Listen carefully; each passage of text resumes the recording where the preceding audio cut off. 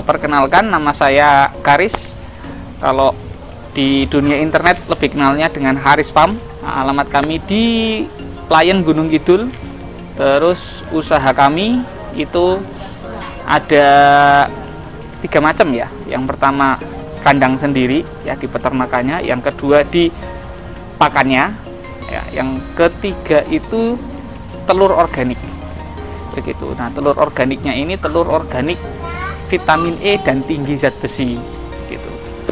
Kita mulai usaha ya, kami mulai usaha itu tahun 2016 kalau nggak salah, tahun 2016 itu sebenarnya tidak ada niatan usaha untuk membuka ayam petelur gitu. Ini cuma karena keinginan pribadi saya yang dulu kerja di Jakarta bersama teman-teman di Jakarta begitu, karena sering mendapatkan proyek di Gunung Kidul dan di daerah lain. Saya sering mampir ke rumah dan ibu dan bapak saya sendirian di desa berdua. Jadi keinginan saya itu sebenarnya hanya ingin pulang kampung saja. Mengenai usaha apa di rumah ya pikirkan nantilah, nanti juga bisa hidup. Nah, suatu ketika saya kenalan dengan teman saya yang Karangmojo, dia buka ayam petelur. Nah, itu menjadi inspirasi saya, oke lah kita buka aja ayam petelur begitu ya, dengan dana seadanya kita buka seperti itu.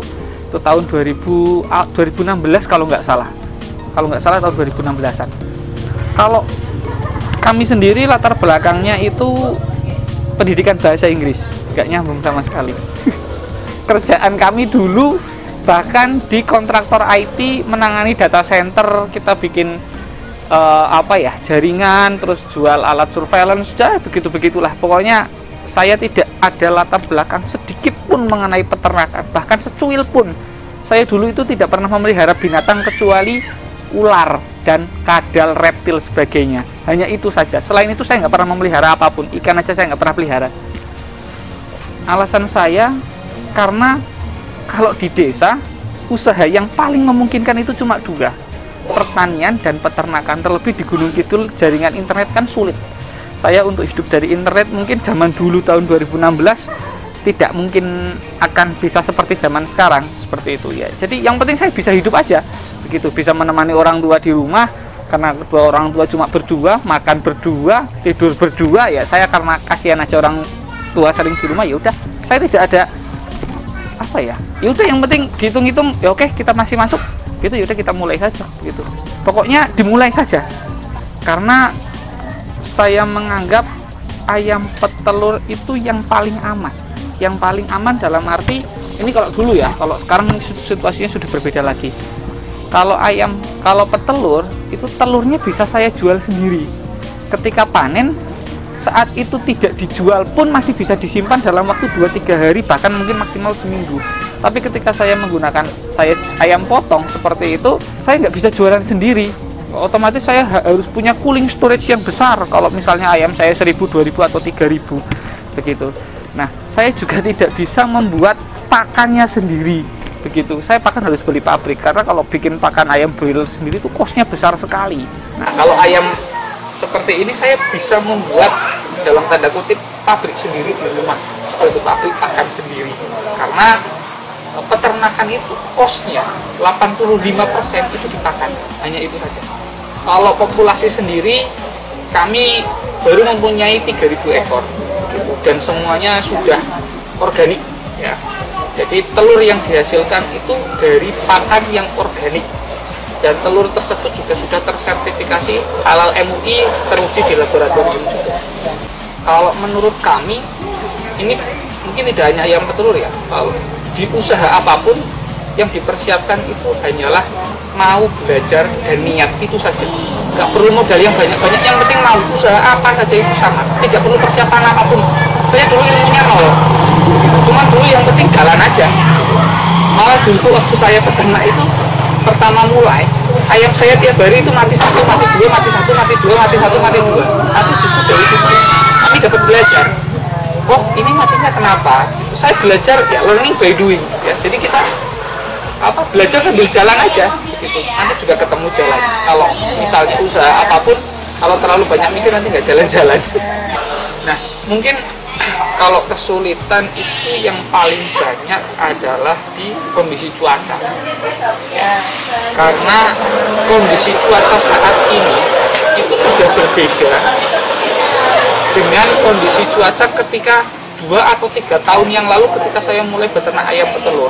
Yang sekarang, karena ini mungkin karena terkaitnya dengan isu global warming ya, tapi saya juga nggak ngerti apa kaitannya. Tapi itu memang sangat terasa sekali di dunia peternakan, terlebih peternakan kami kan sistemnya open house ya, bukan closed house ya. Jadi ya sama juga seperti di sektor pertanian, tantangannya semakin banyak, virus penyakit juga semakin banyak seperti itu. Paling hanya di situ saja sih. Tapi kalau untuk, dan satu lagi, kenaikan bahan baku pakan. Nah, kenaikan bahan baku pakan ini juga dipengaruhi oleh, jadi ngomong banyak, dipengaruhi oleh kurs dolar, terus situasi global. Karena memang pakan peternak pakan ayam petelur ini sekitar 35%-nya itu impor. Yang tidak impor itu cuma kapur dan jagung. Jagung saja kadang-kadang impor.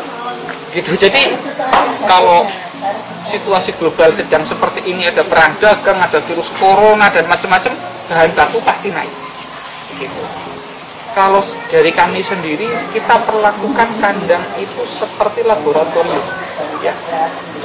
Kalau kita pernah ke laboratorium, ya laboratorium yang memang benar-benar laboratorium ya, bukan laboratorium sekolah ya.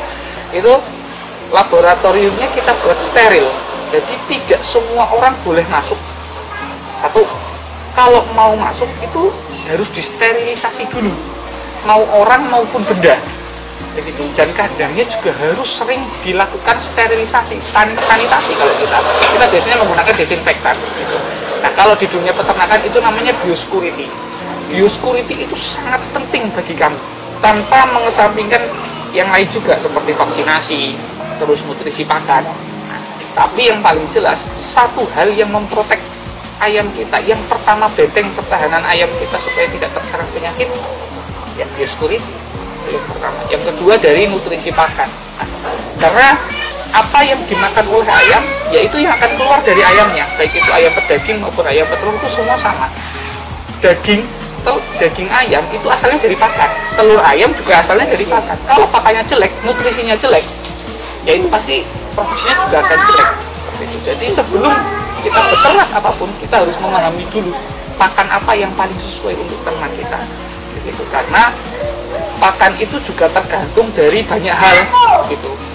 Kebutuhan nutrisi ayam peternakan yang kalau di ayam petelur ya, itu ada dari namanya heat index-nya, terus ketinggian tanahnya, jadi berapa meter di atas permukaan laut, itu juga mempengaruhi komposisi dari sebuah pakan. Gitu. Itu mungkin usaha apapun ya sama, tidak hanya peternakan kami, usaha apapun itu sama ada pasang surutnya. Kalau usaha tidak ada pasang surutnya, mungkin semua orang akan berwirausaha. Ya, karena usaha ada pasang surutnya, jadi hanya orang-orang tertentu saja yang mau berpetualang dalam hidupnya itu yang mau berwirausaha. Nah, kalau di kami sendiri ayam petelur juga sama, gitu. Pasang surutnya pasti ada. Seperti situasi yang sekarang ini ada perang dagang antara Amerika dan Cina, itu juga berpengaruh terhadap bahan baku. Nah, terus ada virus corona juga, itu juga sangat berpengaruh. Mungkin kalau orang itu hanya beli pakan ke pabrik, mungkin tidak akan sampai hitung-hitungan ke situ, karena kami kan beli raw material pakan gitu. Jadi kami mengerti sekali ketika bahan itu naik, oh ini hubungannya dengan A, B, C, D, E, F, G, ada kurs dolar dan lain sebagainya. Gitu. Ya, semakin kesini dunia peternakan itu semakin menantang. Gitu. Mungkin kedepannya hanya peternakan yang efektif dan efisien saja yang akan bertahan. Gitu. Terlebih di ayam petelur. Nah, karena informasi saja di Gunung Kidul, ya FYI ya, for your information, jadi di Gunung Kidul setiap 4,5 hari lahir satu peternak baru ayam petelur. Setiap 4,5 hari. Selama kurun waktu 2,5 tahun terakhir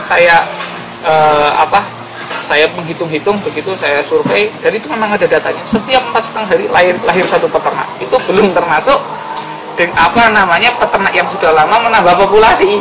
Nah, itu juga menjadi tantangan. Kalau target kami sendiri itu ingin mempopulerkan telur organik vitamin E dan tinggi zat besi. Nah, karena proyek ini memang baru dimulai tahun 2019 kemarin, akhir 2019 lah kita baru mulai, karena sertifikasi dan uji laboratoriumnya baru keluar seperti itu. Jadi target kami adalah ingin membuat telur yang benar-benar berkualitas. Nah, telur yang benar-benar berkualitas untuk dikonsumsi, karena menurut kami ini juga ada kaitannya dengan isu di Indonesia, yaitu stunting. Nah, anak-anak Indonesia kan banyak yang stunting. Stunting itu bukan hanya dilihat dari ketika dia tumbuh dewasa itu sudah stunting, tapi dari mulai awal pembentukan janin itu sebenarnya sudah harus diantisipasi. Caranya dengan cara makan makanan bergizi, karena 2 dari 3 ibu hamil itu kekurangan zat besi. Ternyata 2 dari 3 ibu hamil, jadi kalau ada 3 orang hamil itu hanya 1 yang zat besinya terpenuhi, yang 2 itu tidak terpenuhi zat besinya. Oleh karena itu kami menciptakan telur yang kandungan zat besi itu 3 kali lipat dari telur biasa. Begitu. Maksud kami tujuannya adalah untuk menambah gizi supaya generasi anak-anak di Indonesia itu tidak stunting lagi. Seperti itu. Kalau mau tahu stunting apa, ya di Google ada kok, itu jelas penjelasan dari Kemenkes. Kalau untuk kontak sendiri bisa langsung hubungi ke DM aja ke Instagram Karisfarm ya. Terus kalau enggak WA saja ke 081298272732. WA langsung saja, enggak apa-apa. Walaupun kadang slow respons, tapi pasti akan kami balas begitu. Ya karena banyak sekali WA yang masuk, jadi mohon maaf kalau mau yang mau nanya yang ngantri nggak apa-apa gitu, pasti kami jawab kok gitu.